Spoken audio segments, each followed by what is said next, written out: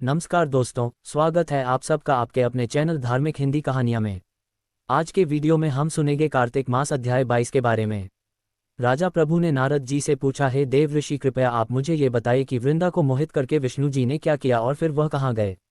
जब देवता स्तुति करके मौन हो गए तब शंकर जी ने सब देवताओं से कहा, हे ब्रह्मादिक देवताओं, जलंधर तो मेरा ही अंश था, उसे मैंने तुम्हारे लिए नहीं मारा है, यह मेरी सांसारिक लीला थी। फिर भी आप लोग सत्य कहिए कि इससे आप सुखी हुए या नहीं। तब ब्रह्मादिक देवताओं के नेत्र हर्ष से खिल गए और उन्होंने शिव जी को प्रणाम कर विष्णु जी का वह सब वृतांत कह सुनाया जो उन्होंने बड़े प्रयत्न से वृंदा को मोहित किया था तथा वह अग्नि में प्रवेश कर परम गति को प्राप्त हुई थी।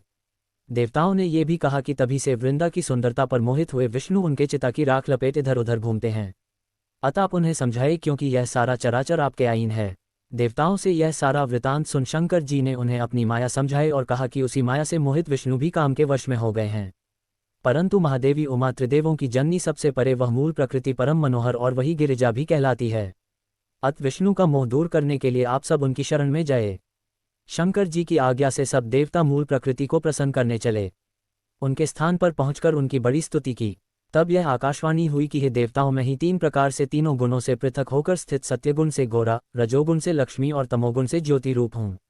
अतब आप लोग मेरी रक्षा के लिए उन देवियों के पास जाओ तो वह तुम्हारे मनोरथों को पूर्ण कर देगी। ये सब सुनकर देवता भगवती के वाक्यों का आदर करते हुए गौरी, लक्ष्मी और सरस्वती को प्रणाम करने लगे। सब देवताओं ने भक्तिपूर्वक उन सब देवियों की प्रार्थना की। उस स्तुति से तीनों देवियां प्रकट हो गई। सभी देवताओं ने खुश होकर निवेदन किया। तब उन देवियों ने कुछ बीज देकर कहा कि इन्हें ले जाकर बो दो तो तुम्हारे सब कार्य सिद्ध हो जाएंगे। ब्रह्मादिक देवता उन बीजों को लेकर विष्णु जी के पास गए और वृंदा की चिता भूमि में डाल दिया। उससे धात्री, मालती और तुलसी प्रकट हुई। विधात्री के बीज से धात्री, लक्ष्मी के बीज से मालती और गौरी के बीज से तुलसी प्रकट हुई। विष्णु जी ने जो ही उन स्त्री रूप वाली वनस्पतियों को देखा तो वे उठ बैठे। कामासक्त चित्त से मोहित हो उनसे याचना करने लगे। धात्री और तुलसी ने उनसे प्रीति की। विष्णु जी सारा दुख भूल देवताओं से नमस्कृत हो अपने लोक बैकुंठ में चले। वह पहले की तरह सुखी होकर शंकर जी का स्मरण करने लगे। यह आख्यात शिव जी की भक्ति देने वाला है। ओम नमो भगवते वासुदेवाय। 22वां अध्याय समाप्त। जय श्री राधे। कार्तिक की कहानी। दो सास बहुएं थी। कार्तिक मास आया तो सास बोली, मैं कार्तिक स्नान के लिए तीर्थ जाना चाहती हूँ। बहू बोली, मैं भी चलूंगी। सास बोली, तू अभी बहुत छोटी है, अभी मुझे जाने दे। सासू तीर्थ गई तो बहू कुमार के से 35 कुंडे ले आए। रोज एक कुंडा भरकर रखती। उधर गंगा में सासू जी की नद गिर गई। बहू कुंडे में नहाती हुई बोली, सासू नहावे उंडे, मैं नहाऊं कुंडे। इतने में गंगा की धारा कुंडे में आ गई। साथ में सासू जी की नद भी आ गई। बहू ने नद पहचान ली और अपनी नाक में पहन ली। महीना पूरा हुआ, सासू जी आए। बहू सामने लेने लगी तो सास नद देखकर बोली कि तू ये कहाँ से लाए। तो बहू बोली, ये तो मेरे कुंडे में गंगा की धारा के साथ आ गई। पर सास ने कुछ ध्यान नहीं दिया। फिर सास बोली कि मुझे ब्राह्मण भोज करना है। तो बहू बोली कि सासू जी, 2 ब्राह्मण मेरे भी जमा दो, मैंने भी कार्तिक स्नान किया है। तब सास ने कहा कि तूने कहाँ कार्तिक स्नान किया।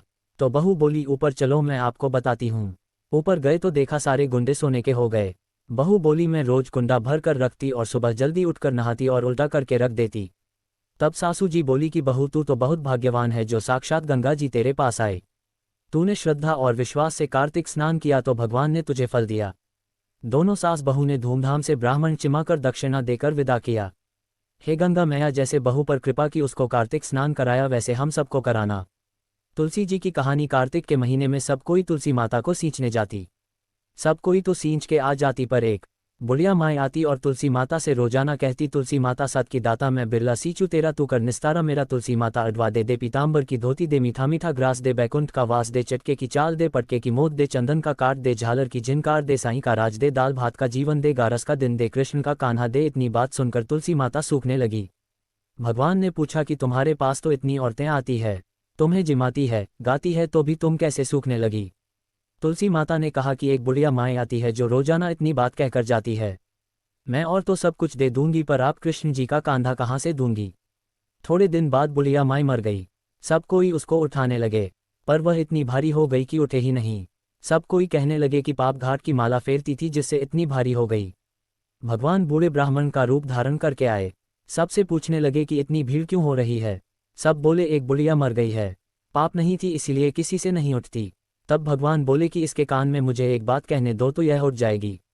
सब ने कहा, तू भी अपने मन की निकाल ले।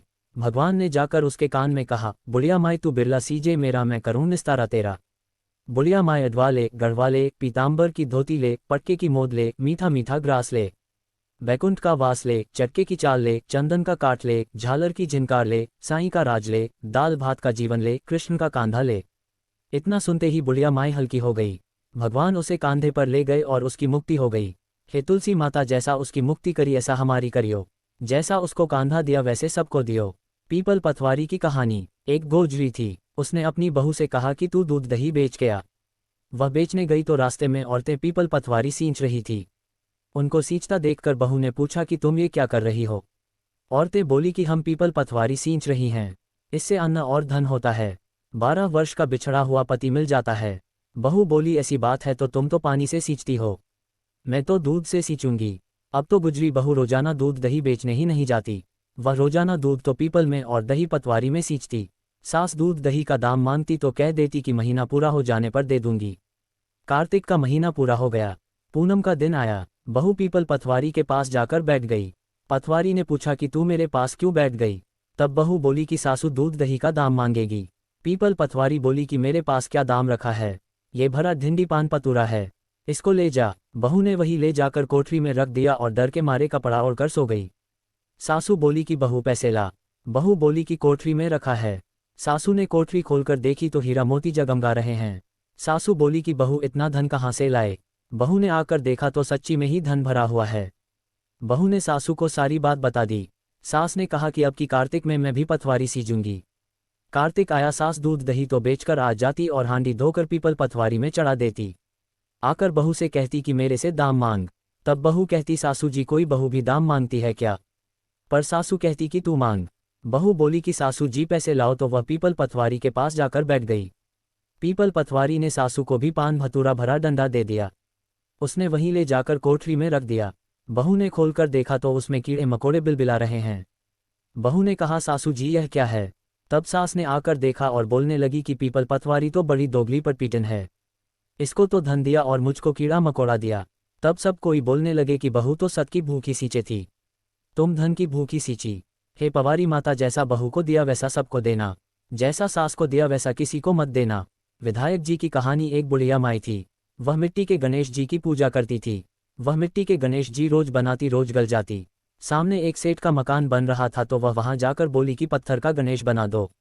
मिस्त्री बोले जितने में हम तेरा पत्थर का गणेश गढ़ेंगे उतने में अपनी दीवार ना छीनेंगे। बुढ़िया बोली कि राम करे तुम्हारी दीवार टेढ़ी हो जाए। अब उनकी दीवार टेढ़ी हो गई, वो बनावे और धा देवे, बनावे और धा देवे। इस तरह करते करते शाम हो गई। शाम को सेठ आया और उसने कहा आज कुछ भी काम नहीं किया। तो मिस्त्री कहने लगी कि एक बुढ़िया आई थी, वह कह रही थी कि मेरा पत्थर का गणेश घर दो। हमने नहीं घड़ा तो उसने कहा कि तुम्हारी दीवार टेढ़ी हो जाए, जब से दीवार सीधी ही नहीं बन रही। सेठ ने बुढ़िया को बुलवाया और कहा कि हम तुझे सोने का गणेश मंड देंगे, हमारी दीवार सीधी कर दो। सेठ ने बुढ़िया को सोने का गणेश मंडवा दिया और सेठ जी की दीवार सीधी हो गई। हे विधायक जी महाराज, जैसे सेठ की दीवार सीधी करी वैसे सबकी करना, कहता ना सुनता ना हुकारा भरता ने सारे परिवार की रक्षा करना। हे कार्तिक महाराज, सबकी मनोकामनाएं पूरी करना, सबकी रक्षा करना। लपसा तपसी की कहानी। एक लपसा था, एक तपसी था। तपसी तो भगवान की तपस्या करता। लपसी रोजाना सवा सिर का हलवा बनाकर भगवान को भोग लगाकर डाली हिलाकर जीम लेता। एक दिन दोनों में झगड़ा हो गया।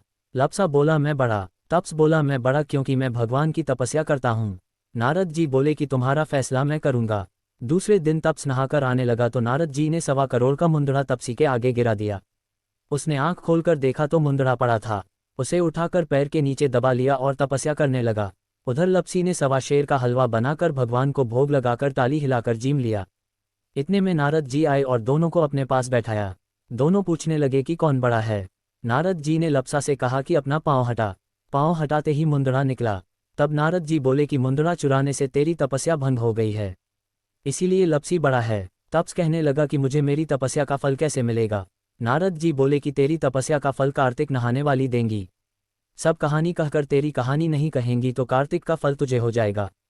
धोती देकर रंगोछा नहीं देंगी, सिरा देकर दक्षिणा नहीं देंगी, ब्राह्मण चिमाकर दक्षिणा नहीं देंगी, दीवा चाचकर हाथ ना जोड़े तो तेरा पुण्य होगा, कपड़ा देकर बटन न लगावे दाहिने हाथ नाड़ा बांधे तो सबका फल तुम्हें हो जाएगा। और इतना कहकर नारद जी चले गए। लपसी को फल लपसा ने हो, जो तपसी को फल तपसी ने हो। मिलते हैं जल्द एक नए अध्याय के साथ, तब तक के लिए स्वस्थ रहे, मस्त रहे और अपने माता पिता का ख्याल रखें। राधे राधे।